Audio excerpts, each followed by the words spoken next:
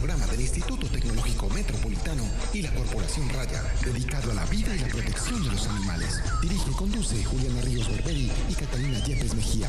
Escúchanos todos los jueves de 5 a 6 de la tarde. Ládralo, por un mañana animal libre de crueldad.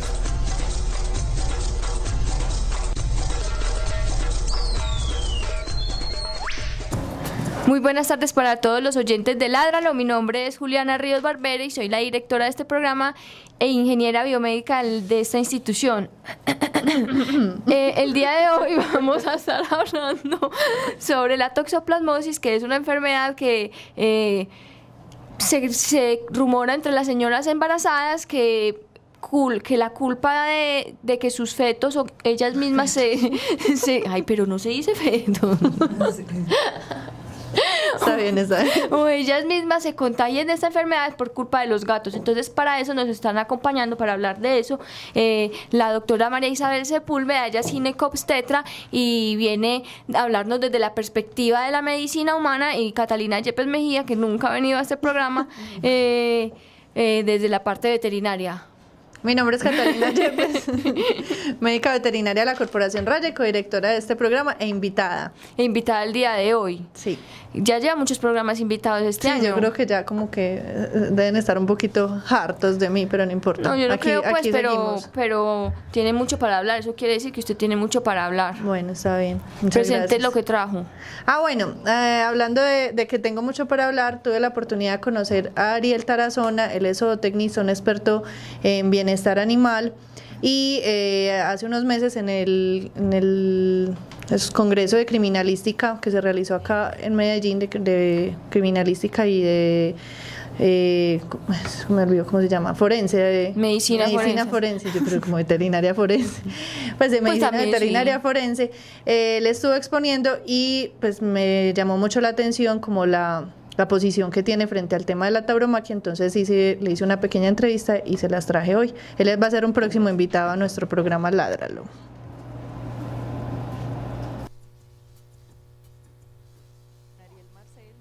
Él es zootecnista, es un experto en bienestar animal, y hablábamos nos contaba en su conferencia acerca de cómo crece el círculo de empatía que ya tenemos actualmente en el presente con los animales, y quisiera que nos hablara un poco acerca de la tauromaquia, sobre todo por el momento tan coyuntural que está viviendo Colombia sobre este tema. Bueno, muchas gracias por la invitación y por esta pregunta tan interesante. Pues lo que hemos venido trabajando desde el bienestar animal como ciencia es recopilando toda la evidencia científica respecto a el dolor, el estrés y el sufrimiento que sufren estos animales, no solamente en el momento de la corrida, sino en todo el embarque, transporte, espera antes de las corridas, que también son momentos evidentemente estresantes y traumáticos para el animal. La evidencia pues es bastante contundente en lo que hemos recopilado. Realmente hay daño en diferentes sistemas fisiológicos del animal. También tenemos daño psicológico por miedo, por estrés, en diferentes momentos, desde la crianza incluso del animal. Y consideramos que con toda la evidencia que hay, sin meternos en cuestiones morales, éticas, culturales, etcétera, que pues son para otra discusión, desde la ciencia podemos afirmar que lo que ocurre con el toro, desde que es sacado de la pastura y que es llevado hasta la plaza para tener la corrida, realmente es muy estresante y causa sufrimiento en el animal. Tú decías algo muy importante en la conferencia, y era que la protección animal puede basarse en lo científico, desde el bienestar animal, desde el demostrar ese dolor, desde no simplemente quedarse en que yo creo que le duele o en el pesar, que es algo que siempre hemos dicho desde Raya, no quedarse simplemente en el qué pesar de los animales, sino basarlo en la real evidencia científica que genera el bienestar animal. Bueno, sí, efectivamente, una de las dificultades que yo he visto para el avance de las políticas en torno a la protección animal es que no hay como un acompañamiento desde la academia y desde la ciencia para poder dar argumentos que no sean solamente filosóficos o morales, sino que realmente sean evidencias científicas. a través de diferentes experimentos, a través de la evaluación por unos protocolos específicos del comportamiento animal, nosotros hemos llegado a las conclusiones a las que hemos llegado, que digamos son irrefutables porque son protocolos que han sido probados en otras partes del mundo, se hace con investigadores altamente calificados, grupos de investigación de Brasil, de España, de Reino Unido, nos han venido acompañando con estos procesos y realmente con estos fundamentos, con estos resultados que obtenemos de la investigación, los proteccionistas, los animalistas los pueden usar como argumentos para defender sus posturas de protección animal. Listo, Ariel, muchísimas gracias. Le mandas por favor un saludo a todos nuestros oyentes de Ládralo. Un saludo muy especial a los oyentes de Ládralo, sigan sintonizándonos y pues muy rico haber sido invitado para hablar un poquito del tema de bienestar animal. Muchas gracias. Súper. Gracias. Con mucho gusto y de verdad que... Estás escuchando Ládralo a través de la señal en streaming de ITM Radio. Ládralo, Corporación Raya. Ese era Ariel Tarazona, un invitado a ese congreso, una excelente persona, me pareció muy bueno su ponencia y va a estar próximamente en nuestro programa hablando del tema de bienestar animal y del consumismo. Bienvenido y muchas gracias, Ariel. Yo también lo conocí la semana pasada aquí en el evento que les hablé del ITM, que celebraba la vida de los animales. Él estuvo, yo hablé con él y le dije que entonces que cuando iba a caer al programa, y él dijo que listo, que todo bien, que no era sino que lo invitaban, y entonces ya próximamente va a venir a nuestro programa a hablarnos de lo que dice Catalina de consumo responsable. Entonces, muchas gracias y bienvenido. Bueno, ya entrando pues como en el tema del día de hoy, como ya les hablaba antes, la doctora María Isabel Sepúlveda, que es ginecobstetra, estará acompañándonos hablando hoy desde la parte médica sobre la toxoplasmosis y qué implicaciones o qué culpa tiene el gato en que los humanos se contagien. Pero primero, doctora María Isabel, bienvenida, muchas gracias por haber venido a nuestro programa. Hola, bueno, muchas gracias a ustedes por invitarme. Mi nombre es María Isabel Sepúlveda, soy ginecóloga de obstetra de la Antioquia y bueno, aquí vamos a aclarar todos los mitos sobre la toxoplasmosis. Aquí tenemos unas preguntitas de rigor, son muy sencillas. Cuando no estás con tus pacientes, ¿cuáles son tus hobbies? Hacer ejercicio. ¿Sí? Y estar con mi familia y con mi esposo, disfrutar pues como de otros espacios. ¿Te gusta mucho el ejercicio? Me encanta el ejercicio. Sí, es como mi mejor plan como para entretenerme. ¿Y qué ejercicio? ¿Gimnasio o qué? Voy al gimnasio, trato de ir 4 o 5 veces a la semana. Antes de arrancar como el día, voy muy tempranito, 5 a.m. Es muy temprano. Muy juiciosa. Muy juiciosa. Bueno, ¿y cuál fue la última película que te viste? Ay, Dios mío, me corchaste. Esa es la película una de la con Will pregunta. Smith, muy buena, reciente. ¿Cuál será? Es reciente, me la vi viniendo en un vuelo largo. Ay, ¿cómo es que se llama? Que es... ¿Cuál es la trama? Es como de la muerte, el amor y los miedos. Entonces, él es como una persona que se separó como de su familia y los amigos lo ven como que ya no es el mismo y hacen como que unos actores vayan y le hagan sentir como que se puede morir, que otra vez se puede volver a enamorar, los miedos y los temores. Ah, como sí, para esa es que muy vuelva. nueva, yo no me la he Es muy nueva, visto. pero se me Tampoco. olvidó el nombre, pero es una excelente película. ¿Yo? Qué mala esposa soy. Sí, Es que no. Will Smith es uno de mis Esposos. esposos. Es Tengo súper varios. buena, pero se me olvidó por completo el nombre. Habrá que vérsela. Sí, yo vi como los cortos hace poquito, pero no, Es tampoco muy me la buena, he visto. Excelente. Bueno, empecemos entonces ya a hablar un poquito del tema y pues obviamente para empezar quisiera yo saber qué es la toxoplasmosis. Ok, entonces la toxoplasmosis es una enfermedad transmitida por un parásito que se llama Toxoplasma gondii. Se considera una zoonosis, o sea, pues sí, una enfermedad importante. Y se dice más o menos que su distribución mundial puede ser hasta de 1/3 de la población mundial. Que tenga toxoplasmosis. Que pueda, sí, la distribución. Ah, la distribución, Mira, la mira el geográfica pues. La distribución geográfica, sí. La película se llama Bright, paréntesis. Gracias David. Bueno, entonces es una enfermedad, como te digo, que se transmite por un parásito que se llama el Toxoplasma gondii, del cual el único hospedero pues son los felinos, son los gatos, es como el hospedero definitivo, pero puede tener unos hospederos intermedios o diferentes, pues como en ese caso serían los humanos. ¿Y cuál es la diferencia entre un hospedero? O sea, la permanente? toxoplasmosis no te la va a pegar nadie diferente. No es propiamente que el gato la pegue, ahorita les explico un poquito de eso, pero no hay ningún otro animal, si yo tengo toxoplasmosis no te la puedo pegar a ti, a no ser de la única manera como de transmitirla a otro ser humano es la vía transplacentaria de una madre a un feto, pero de resto la toxoplasmosis no se puede adquirir, digamos, de otro animal a un humano o de otro humano a un humano, a no ser de que sea un embarazo, pues, y que hayas adquirido la enfermedad en el embarazo. Entonces, por eso se dice que el gato o los felinos son los únicos hospederos realmente del parásito.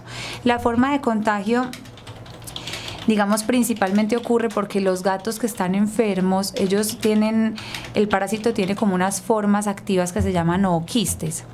Entonces lo que ocurre es que los gaticos eliminan los ooquistes en las deposiciones, eso queda en las aguas, queda en los campos, en la tierra, y muchas veces es a través de ahí que por alimentos mal lavados, por agua aguas termales o algo, se puede contagiar la gente de la enfermedad. Pero entonces no nos adelantemos, espere para que no.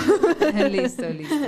Ya sabemos que es un parásito, que es el toxoplasma, que genera una enfermedad y que los humanos somos unos de los hospederos intermediarios. Sí. Yo creo que es importante de pronto, lo que pasa es que hay como lo que vos decías, unas formas diferentes del parásito, y el hospedero definitivo, que es el felino, es el único que puede tener todas esas formas, hace como el ciclo completo de ese parásito. Entonces el hospedero consume el ooquiste, o sea, se consume como los huevitos, o se consume el quiste dentro de un animal que está contagiado. O sea, un gato, por ejemplo, caza un ave o un mamífero, un ratón que tenga esos quistes, lo consume. Esos quistes llegan a nivel intestinal, se convierten en taquizoitos, que es otra forma del parásito, y es la que empieza a atravesar y a dañar los tejidos en el gato. Lo que pasa es que va a depender del sistema inmune del gato, si le hace daño o no, que ya enseguida lo mencionamos, y lo puede eliminar. Entonces puede generar todo el ciclo completo y eliminar el parásito nuevamente. Esa es como también la diferencia entre un definitivo y un intermediario. Por eso, pero entonces el del intermediario no lo bota, o no, el intermediario no genera las fases. No genera y no lo elimina a través de sus heces para contagiar a otros. Por eso es que los humanos no se pueden contagiar entre humanos. Se queda viviendo toda la vida en el humano. Como quistes. En los músculos. Digamos que en el paso transplacentario sí lo que ocurre es que hay paso de taquizoitos, que es la forma que explicaba Cata. Entonces es por eso que que se puede transmitir de un humano a un humano, pues a un feto, un humanito, porque ahí sí hay paso de taquizoitos hacia la placenta. Entonces por eso se pueden enfermar los feticos. Bueno, ya que sabemos, entonces hablemos un poquito más de esa participación que tiene el gato en el ciclo. En el proceso. Sí, eso. Lo que pasa es que, como les decía, hay tres formas del toxoplasma, o quistes, taquizoitos y bradizoitos. Esas son las tres formas. Realmente los que son peligrosos, como decía Marisita, alias Marisita. Estas confianzas no son gratis, no vayan a pensar que nosotros tratamos a nuestros invitados tan confianzudamente. Porque a propósito, pues quiero agradecer a Pilar Sepúlveda, que es la realizadora de este programa, que es la hermana de Marisita, por eso la doctora Marisita. No es que nosotros seamos, pues, que Catalina le esté faltando el respeto, ni mucho menos. Entonces los taquizoitos son los que verdaderamente son peligrosos, tanto en los humanos como en los gatos, porque el taquizoito es el que empieza como a atravesar los músculos, a atravesar las vísceras y hace daño a nivel tisular, pues a nivel de los tejidos. En el caso de los humanos, que eso ya lo explica Marisita, que es la experta en eso, nos va a contar qué daños puede hacer pues en el caso de los fetos. En los gatos, entonces, el ciclo se cumple así. El gato fue y cazó, ¿cierto? Se cazó un ratón o se cazó un ave que tenía esos bradizoitos o esos quistes en su organismo. Se lo consumió. Cuando lo consumió llegó a nivel intestinal y atravesó esa barrera pues del intestino y empezó a viajar como taquizoitos por todo el organismo. Si el gato es un gato que está sano, que es un gato adulto, que está sano, que su sistema inmune está bien y sin problema, simplemente esos taquizoitos van a llegar a sus músculos o al corazón o a ciertos órganos y se van a quedar ahí y no van a hacer ningún daño, ¿cierto? Pero si el gato no está sano, lo que puede pasar es que le puede generar daño a nivel tisular y además empieza a eliminar los quistes en sus heces. Cuando elimina en sus heces es cuando contagia, pues cuando contamina aguas o cuando contamina a otros animales o a otros seres. Entonces, el único que puede hacer todo ese ciclo es el gato y por eso es que es mal culpado de la transmisión. ¿Cuál es el cuento? Que realmente para que un gato pueda contagiar a un humano, pues tiene que cumplir muchas condiciones que ya se las explicaremos más adelante, para que, pues, que son muy difíciles que se cumplan para que realmente pueda contagiar a una persona. Bueno, ¿cuáles serían las formas que tiene un ser humano para contagiarse?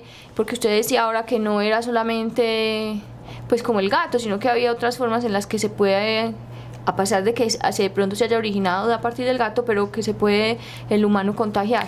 Entonces ahí es importante explicar eso. La forma principal de que un adulto se contagie es sobre todo por alimentación, por carnes mal cocidas, comida cruda, frutas y verduras mal lavadas, o personas que trabajen en jardinería y no se protejan pues adecuadamente. Esa es la forma más común de que los adultos se contagien.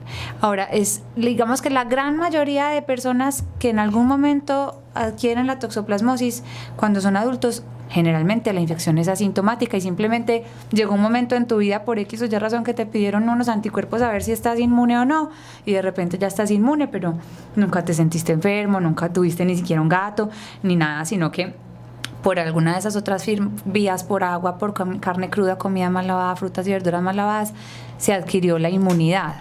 La gran mayoría de las infecciones en los adultos son asintomáticas.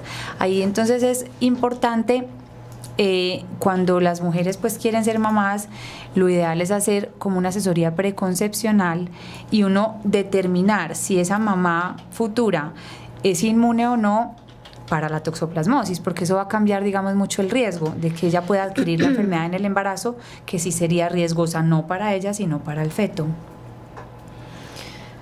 Me surgen un montón de preguntas. Estoy confundidita. Todas las contestamos. Sí, pero es que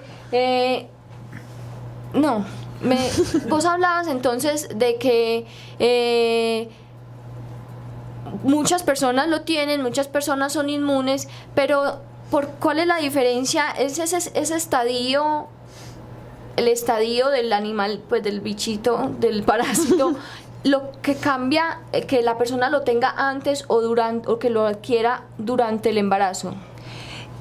Realmente no, o sea, lo único que cambia es que si yo lo adquiero durante el embarazo, tengo más riesgo de que me dé a mi feto una toxoplasmosis congénita. Además que usted no haya desarrollado inmunidad. Exactamente, entonces yo no era inmune, me dio la toxoplasmosis en el embarazo y ahí el riesgo importante sobre todo para el feto.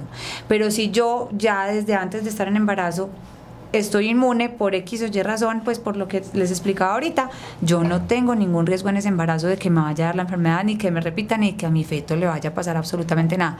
El riesgo es si se adquiere la enfermedad en el embarazo. Bueno, ¿y qué puede pasar si eso sucede?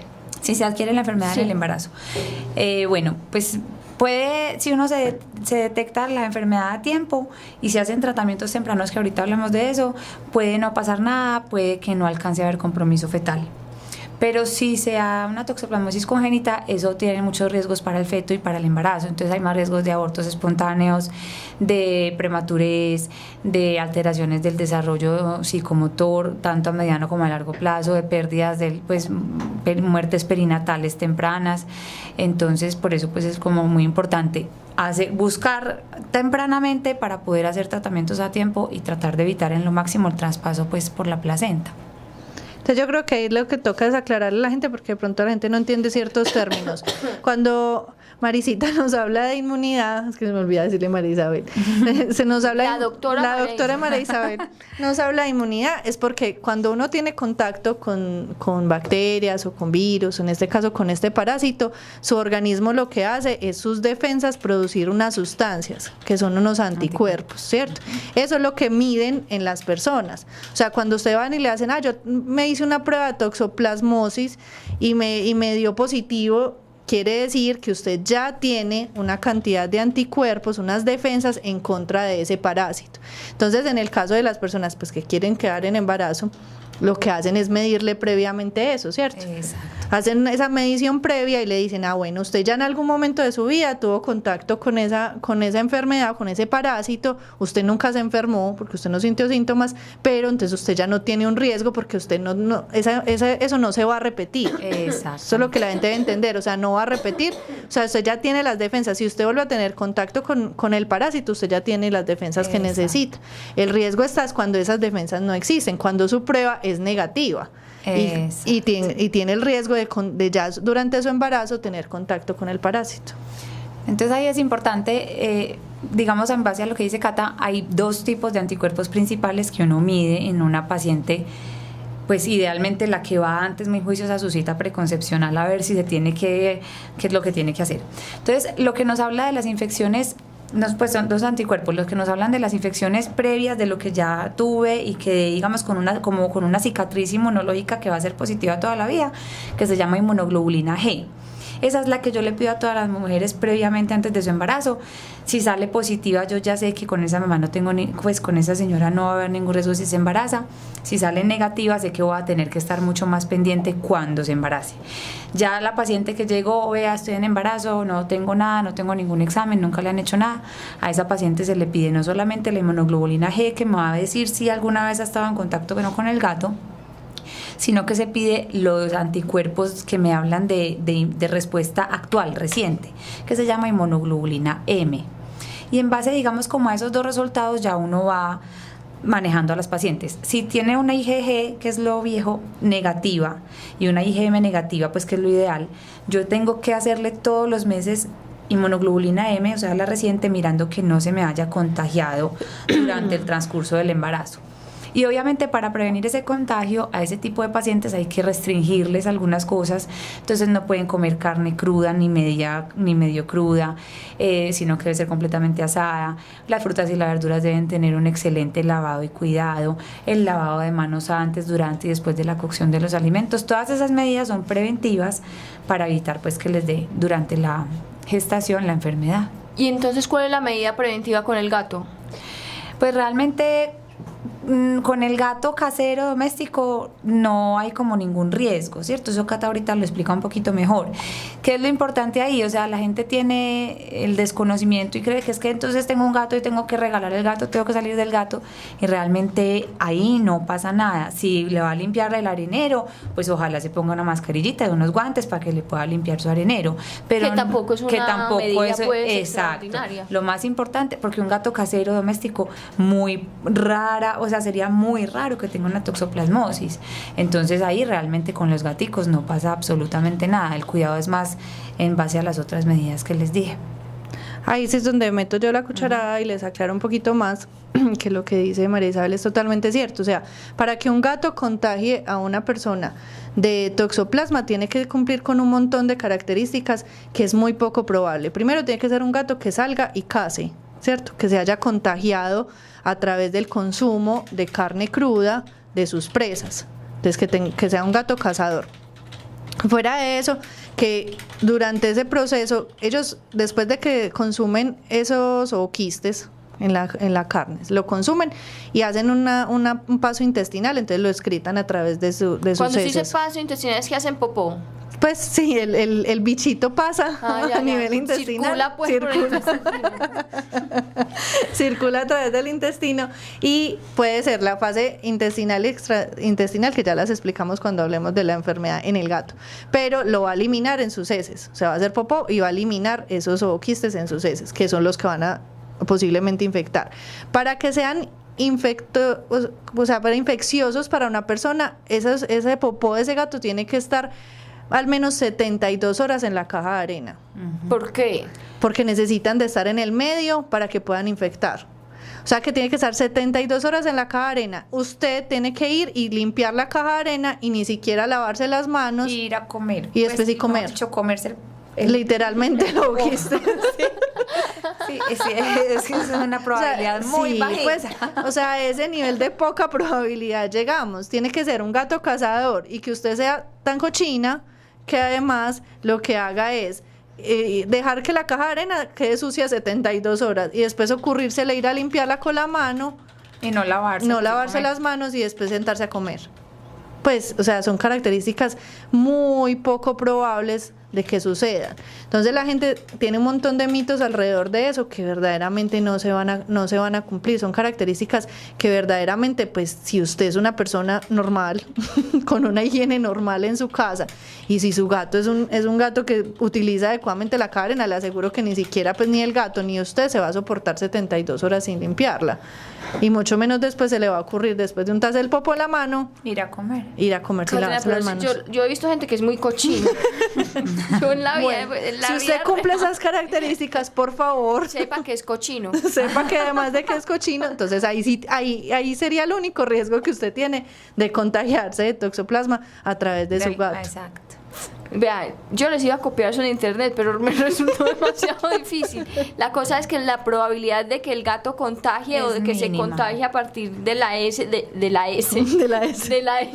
gato es muy baja. Es supremamente baja, o sea, tiene que cumplir con demasiadas características que es muy poco probable que usted en su casa cumpla. Entonces yo creo que en ese caso, pues lo único como que uno le recomienda es eso, pues tenga como ciertas cuidados de higiene al limpiar la caja de arena de su gato, o si usted no la quiere limpiar, pues que la limpie otra persona de la familia, pero ya. Exacto, es lo único.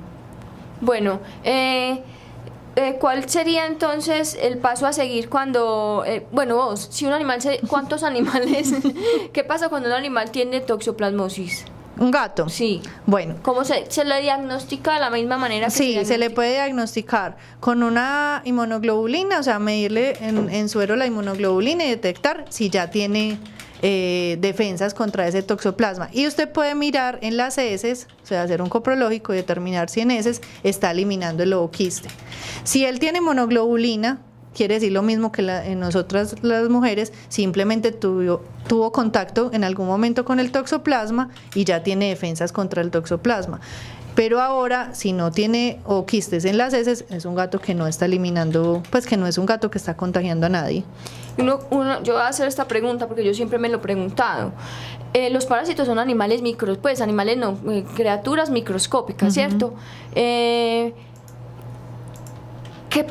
tanta probabilidad es de que yo en una muestra, o sea, qué tanta sobrecarga debe haber? Esto es una pregunta que ni siquiera tiene que ver con este programa. ¿Qué tanta sobrecarga debe haber en una muestra de popó para que yo realmente alcance a ver un parásito? O sea, que necesariamente no si usted sabe, esa muestra es eso, que sea un falso negativo, sí, puede pasar, y pasa con todos los parásitos, que cuando hay casos, por ejemplo, de diarreas que uno no logra diagnosticar, lo que uno hace es coprológicos seriados, entonces manda coprológicos seguidos por 3 o por 5 días, de acuerdo de la circunstancia, porque no siempre va a eliminar el ooquiste, no siempre va a eliminar el parásito en esa justa muestra que usted tomó, y ese pedacito que usted recogió, es verdad. Simplemente es muy poco probable que si su gato, además de que está sano, no tiene contacto con animales externos, no es un gato cazador, vaya a estar expulsando pues ooquistes de toxoplasma. Ahora bien, hay que mirar cuando el gato se enferma de toxoplasmosis, porque el gato puede hacer perfectamente todo el ciclo y ser un gato totalmente sano, o sea, no tener ninguna sintomatología o haber tenido una diarrea muy simple que usted como propietario nunca se dio cuenta. Pero si son gatos que están igual inmunosuprimidos, es decir, que no tienen un sistema inmune adecuado, cuando son gaticos recién recogidos, cuando son gaticos huérfanos, cuando pues están muy pequeños, entonces su sistema de defensa no está desarrollado, o que son gatos positivos a las enfermedades virales que ya hemos mencionado acá, como la leucemia o el SIDA felino, si ese parásito ya empieza a hacer toda la migración a los tejidos. Entonces se transforman en los taquizoitos, atraviesan el intestino y empiezan a hacer daño en los tejidos, que es una necrosis, y enferman realmente el gato. Entonces en ese caso es cuando el gato necesita tratamiento. ¿Y se puede morir? Se puede morir si está muy inmunosuprimido, sí. O sea, si ese viaje de esos taquizoiditos, o sea, los taquizoiditos, háganse de cuenta, es como parecido como a un espermatozoide, pues empieza a viajar y atraviesa los tejidos, pues que tienen así colita, atraviesan los tejidos. Entonces pueden simplemente pegarse en ese tejido y formar un quiste, que es lo que pasa, por ejemplo, en los cerdos, en los ratones, entonces se quedan ahí como quiste. Y como nosotros, pues nadie, al menos en nuestro país, nos comemos el gato, entonces no pasa. Eso es lo que usted crea. Hace el año pasado, en el municipio. Sí, pues hay casos muy puntuales, pero bueno, si comiéramos gato, entonces también sería una forma de contagio para nosotros y nos comemos el gato crudo, además.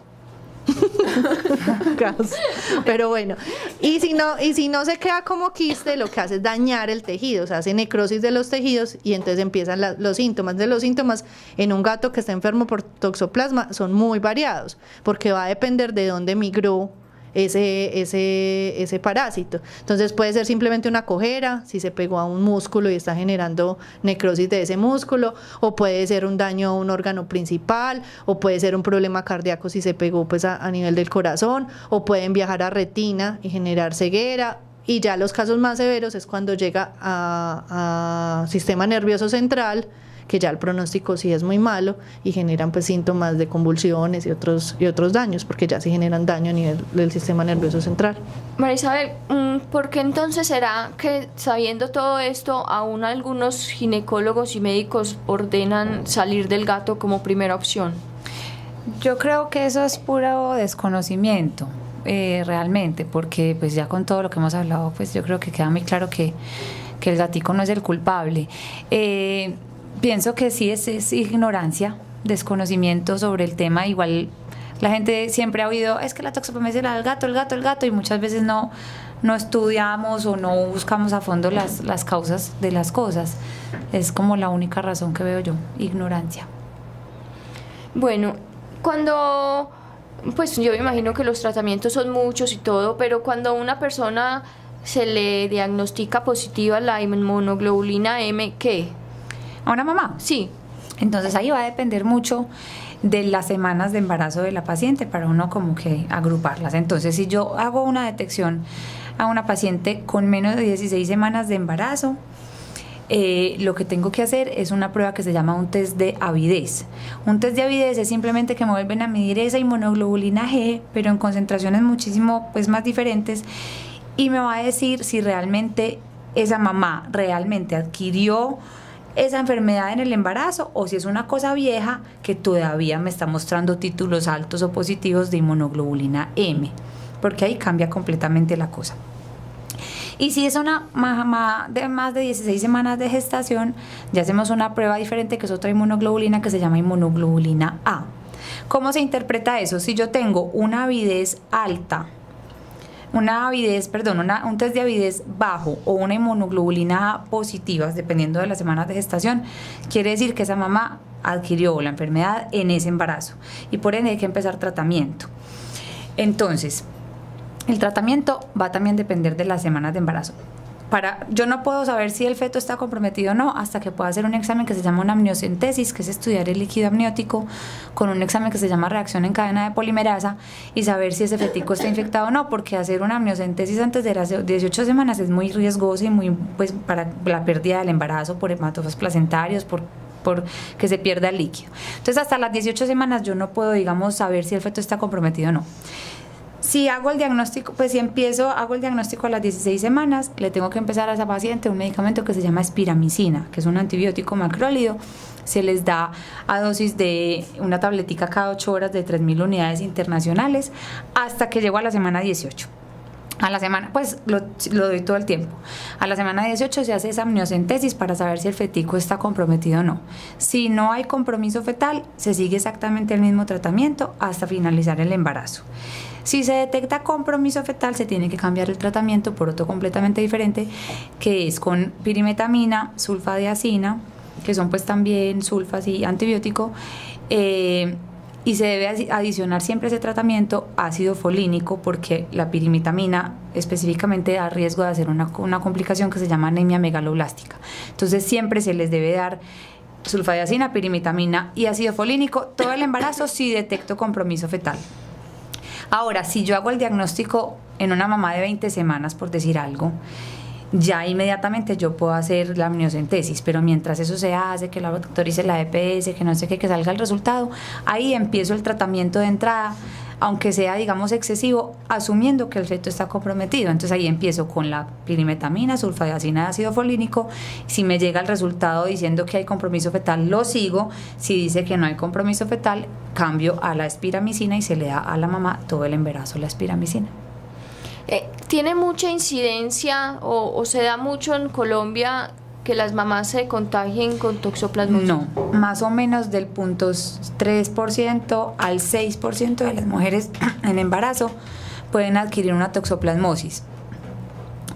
Pero el riesgo de una toxoplasmosis congénita es más bajito, más o menos 2 por cada 1000 nacidos vivos en nuestro medio, pues en Colombia, pueden tener toxoplasmosis congénita. O sea, realmente no es mucho, sin embargo la idea es que no fuera nada, pero es una incidencia pues no muy alta. María Isabel, si yo hago ese examen y pues compruebo que está comprometido el feto, ¿yo puedo saber qué ha causado? O sea, ¿hay forma de saber qué daños ha causado o eso no se sabe hasta el nacimiento o no, corre el riesgo de un aborto a partir de ese momento? Entonces ahí es importante el momento en qué trimestre la mamá adquirió la infección. Entonces, digamos, entre más temprano se adquiera la infección, es más riesgosas las complicaciones para ese feto. Entonces hay más abortos espontáneos, más problemitas pues como sobre todo de la placentación, coriorretinitis, otras pues como más problemas digamos muy del feto. Ya a medida que pasan los trimestres, digamos que los riesgos son más para el desarrollo sobre todo neuropsicomotor. Que hay muchas formas, digamos, hay manifestaciones muy distintas, sobre todo hallazgos ecográficos que a veces lo pueden alarmar a uno sobre cómo va a venir, si tiene algún problema o no, pero tener una ecografía completamente normal no te puede garantizar que tu bebé va a nacer normal. Pues sabiendo que el bebé tiene toxoplasmosis congénita, puedes tener hallazgos ecográficos completamente normales, pero eso no garantiza que el bebé va a nacer bien. Y los hallazgos ecográficos a veces también pueden estar en otras infecciones como la citomegalovirus, como las infecciones por herpes o todo el grupo pues de las infecciones TORCH que incluyen la toxoplasmosis también. Entonces son cosas muy inespecíficas que yo puedo ver, por ejemplo, unas calcificaciones en el cerebro del fetico, o puedo ver coriorretinitis, o puedo ver alteraciones pues como de la forma de las extremidades, pero igual no puedo estar completamente segura que eso sea causado por el toxoplasma, porque hay muchas otras cosas que me pueden causar esos hallazgos ecográficos. Entonces ahí es como mucho de la experticia, y es ahí donde entra como a jugar un papel muy importante la perinatología, pues o los que son muy especialistas en ecografía, que nos ayudan a detectar cosas tempranas, como para saber el pronóstico de esos bebés al nacer. O sea que hay muchas cosas que yo no voy a descubrir sino hasta que nazca el bebé o hasta incluso después que ya empiece el desarrollo. Exacto, porque las alteraciones del desarrollo psicomotor pueden ser a mediano, a largo plazo. Entonces, demos algunos ejemplos para que la gente entienda qué es esas alteraciones. Por ejemplo, son niños que nacen súper bien y todo su desarrollo, digamos, psicomotor normal, pero llegan a la edad escolar empiezan a cojear o con limitaciones para mover algunas extremidades o dificultades en el aprendizaje, pues digamos los papás no se dan cuenta hasta cierta edad que no ven bien, puede haber ceguera por coriorretinitis, consecuencia de la toxoplasmosis. Entonces pues que los primeros años, lactante, 2, 3 años, un bebé completamente normal, y es ahí donde empiezan ya las manifestaciones a la hora de aprender a caminar, de aprender a hablar, de aprender a leer, donde está la dificultad, y ahí se detecta muchas veces la toxoplasmosis. Y es fácil hacer ese hallazgo, como es que tenía tales. Pues ya con la clínica y muchas veces con la historia materna, aunque a veces muchas mamás no acceden, digamos, al control prenatal y nunca se supo, pero se pueden hacer, y ahí se da cuenta uno si ya tuvo infección. ¿Esos antibióticos que nos mencionabas tienen algún efecto secundario en esos? No, o sea, digamos que la ventaja, sobre todo pues cuando hacemos tratamiento para toxoplasmosis congénita, la ventaja de la pirimetamina y la sulfadiazina es que alcanzan a llegar a la placenta, pues por decirlo de alguna manera, pero no alcanzan a llegar al feto. O sea, no le va a generar en el feto no va a generar nada. Lo importante es atacar los taquizoitos que están en la placenta. Y esos medicamentos logran ese efecto, pero no hay paso, digamos, fetal. Entonces no hay ningún riesgo para el feto. ¿Cuáles serían las recomendaciones de las mamás, aparte de las que ya dijeron, para que no se contagien de toxoplasmosis? Pues, es decir, se limita únicamente y exclusivamente a ser limpios en todos los sentidos de la palabra, no solamente después de recoger las heces, sino también en la alimentación que ellas tengan. Exacto. Entonces, lavar muy bien las frutas y la verdura, no comer nada crudo, lavarse las manos antes, durante y después de cocinar. Si trabaja en un vivero, qué sé yo, en una granja, utilizar la protección pues para organizar el jardín, ponerse guantes, cositas así. Y muy importante, pues si ya son mamás, ser muy juiciosas en su control prenatal. Como les dije al principio, si yo tengo una IgG negativa y una IgM negativa, cada mes hay que hacer IgM para toxoplasma, mirando que no se ponga positiva. Si yo tengo una IgG negativa y al tercer mes de embarazo, digamos, iba IgM negativo el primero, IgM negativo el segundo, y al tercer mes me salió un IgM positivo, yo tengo que asumir que esa paciente se acaba de enfermar y le tengo que dar tratamiento inmediato. Entonces es muy importante asistir a los controles, saber que se tienen que hacer ese examen todos los meses, y ya las recomendaciones pues como de higiene, que son las más importantes. Yo creo que ahí también hay que sumarle a que se informen, pues porque si sabemos que existe desinformación en el tema desde los médicos y que todavía hay médicos pidiendo salga de su gato o no comparta con su gato o encierre a su gato, pues o sepárelo de usted. Salga. Sí, pero digamos que ahora algunos dirán, bueno, entonces sí, no lo encierre, no lo regale, pero enciérrelo 9 meses mientras usted está embarazada, pues cosas como esas. Yo creo que si uno tomó esa decisión pues de la maternidad, pues yo no, pero la que la tomó, pues al menos sea como responsable y lea pues y conozca y investigue que realmente el gato no es el culpable. Lo que yo también le recomiendo a las propietarias de gatos que están en ese proceso es, pues cuídese mucho más de las otras cosas, porque si usted llega a contagiarse de toxoplasma, el primer culpable que van a incriminar es a su gato. Sí, o sea, los ojos van a estar centrados en su gato, no le van a preguntar si usted se comió la ensalada en la esquina, que o seguramente... Si se comió la carne a término. Sí, o si pidió el solomito a término medio, pues nadie le va a preguntar eso. Entonces, por favor, siga todas esas recomendaciones para que finalmente el culpable o el inculpado no vaya a ser ese gato que posiblemente está sano. Y pues desde la parte veterinaria obviamente también les podemos brindar como toda la evaluación a ese gato que convive con usted, o sea, le podemos comprobar que ese gato no tenga no esté eliminando a través de sus heces el toxoplasma o no esté pues incluso no haya tenido contacto en ningún momento con la toxoplasmosis. Ese toxoplasma se desparasita con la desparasitación de cada 4 meses, pues muere. No, ese toxoplasma necesita un tratamiento específico de antibiótico que es la clindamicina para poderlo eliminar. Lo que pasa es que ellos incluso no quedan eliminando para siempre. O sea, si casualmente ese gato se le voló, compró una rata en la tienda. Usted le dio platica para que se fuera a comprar algo en la tienda. Se acaso el ratón se consumió eso y eliminó, lo va a eliminar máximo por 2 semanas. Ya, lo elimina y ya.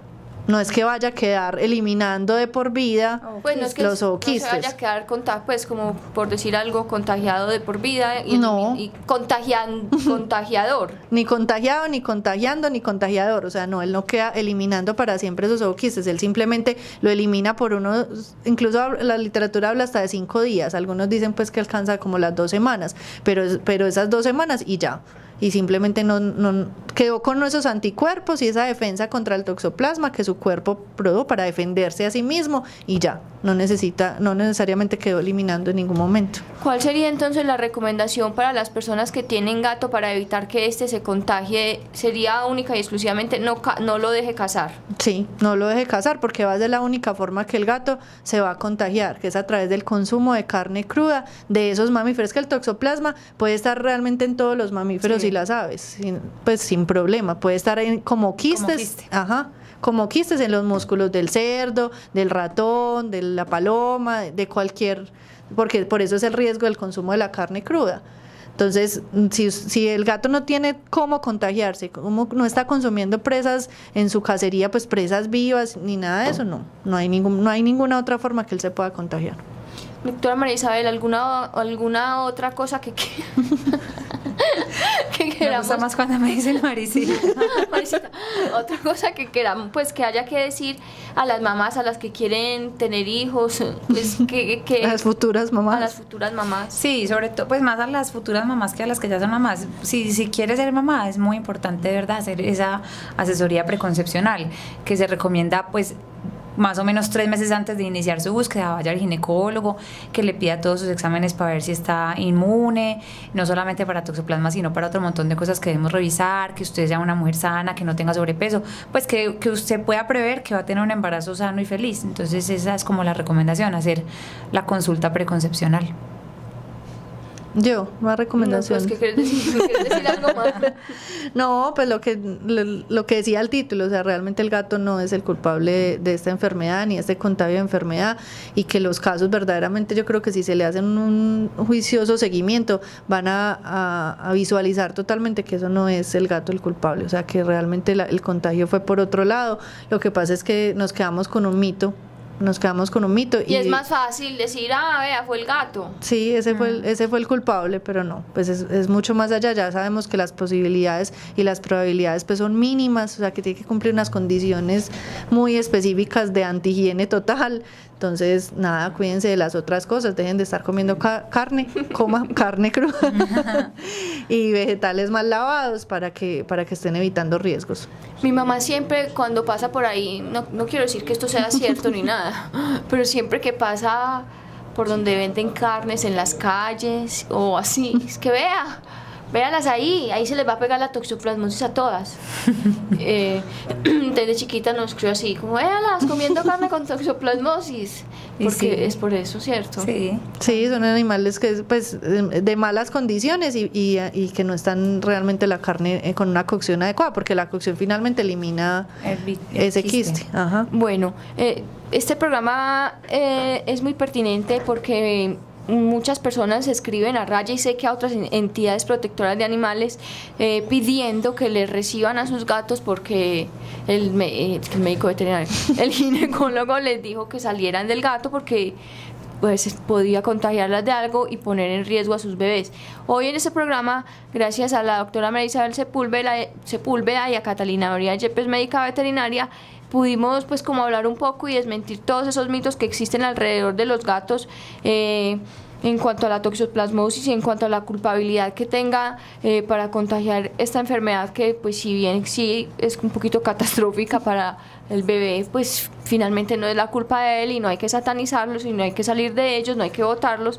Entonces sí es como un llamado a todas esas personas que quieren tener hijos para que antes de tomar una drástica decisión como esa de salir de un animal que finalmente lo ha acompañado aún y que pues sí es parte de la familia, como hemos hablado aquí del nuevo concepto de familia multiespecie, pues le den un chance y se den cuenta que él puede convivir ahí muy bien y que seguramente va a ser un gran compañero para la criatura que viene en camino.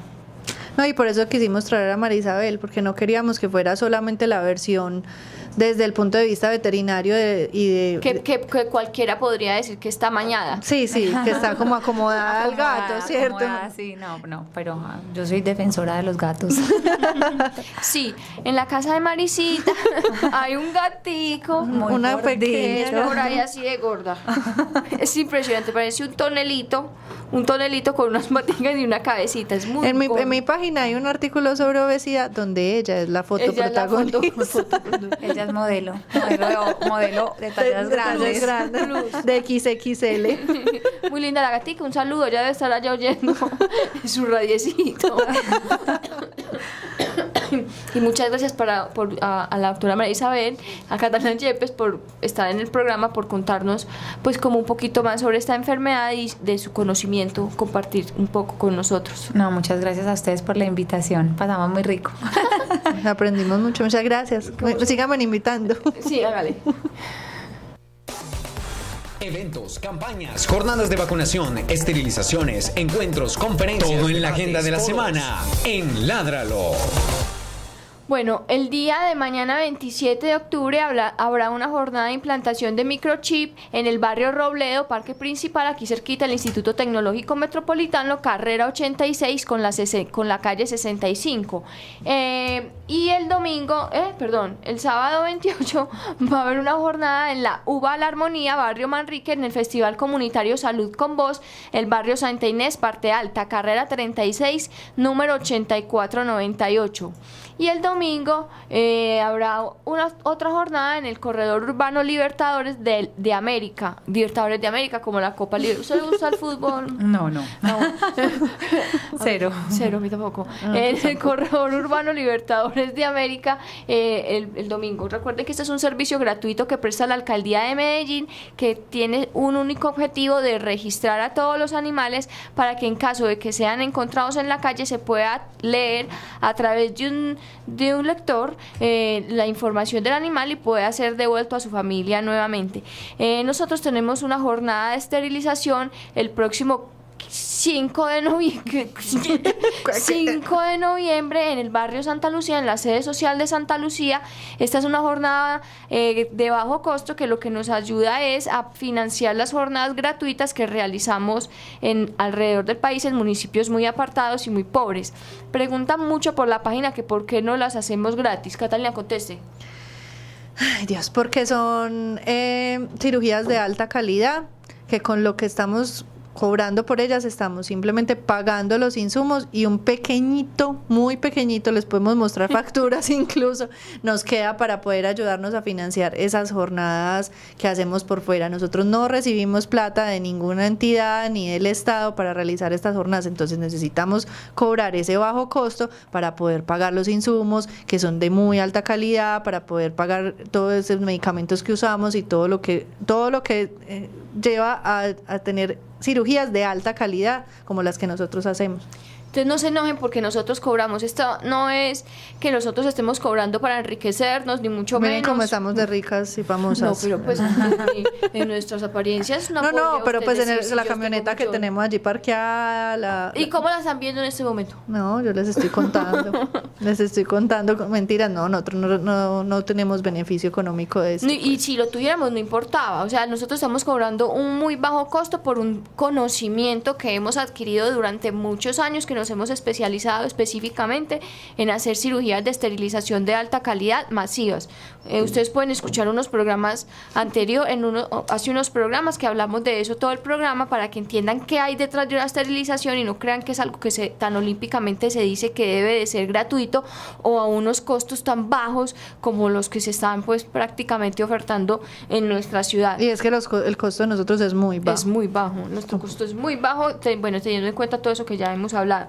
Entonces las personas que estén interesadas en operar su perro o gato con nosotros, el 5 de noviembre vamos a estar allá en Santa Lucía. Debe escribir un correo a esterilizaciones@corporacionraya.org con el nombre, género y edad del animal y género y especie del animal y nombre y teléfono de la persona responsable. Es la edad del animal, no la edad suya. No mande la edad suya, que me da mucha risa cuando me mandan las edades. De verdad me carcajeo mucho cuando veo 56 años. ¡Qué demonios! Mi gatico Pachito, 56. Es la edad del animal, por favor. Y a vuelta de correo se les enviarán todas las recomendaciones que deben seguir para que la cirugía sea exitosa. Por eso debe ser por correo, eso es otra cosa. Pero usted ¿por qué no me la escribe por aquí por el WhatsApp? O usted ¿por qué no me la escribe por teléfono? Lo ideal es que sea por correo, porque es que a vuelta de correo se le va a enviar toda esa información que usted, si seguramente yo se la digo por teléfono cuando me llama, de aquí al 4 de octubre de noviembre que se tenía que preparar para la cirugía, ya se le olvidó. Entonces usted debe tener en su correo toda la información, además del consentimiento informado que usted va a leer. Bueno, ya para terminar, vuelvo y reitero mis agradecimientos a las dos invitadas de hoy por habernos enseñado más de la toxoplasmosis. Este programa lo pueden volver a escuchar a partir de mañana o pasado mañana en nuestra página web. También lo pueden ver a través de este video que va a ser publicado en YouTube. Y para que escuchen este programa, lo difundan y ayuden a desculpabilizar al gato que no tiene ahí pues tanta incidencia en esa enfermedad. Muchas gracias a ustedes por haber estado en nuestro programa. Gracias a ustedes por la invitación. Y nos volveremos a ver o a escuchar el próximo jueves con otro tema de interés para los que quieren y protegen los animales. ¡Chao! Chao. Ládralo, un programa del Instituto Tecnológico Metropolitano y la Corporación Raya, dedicado a la vida y la protección de los animales. Dirige y conduce Juliana Ríos Berberi y Catalina Yepes Mejía. Escúchanos todos los jueves de 5 a 6 de la tarde. Ládralo, por un mañana animal libre de crueldad.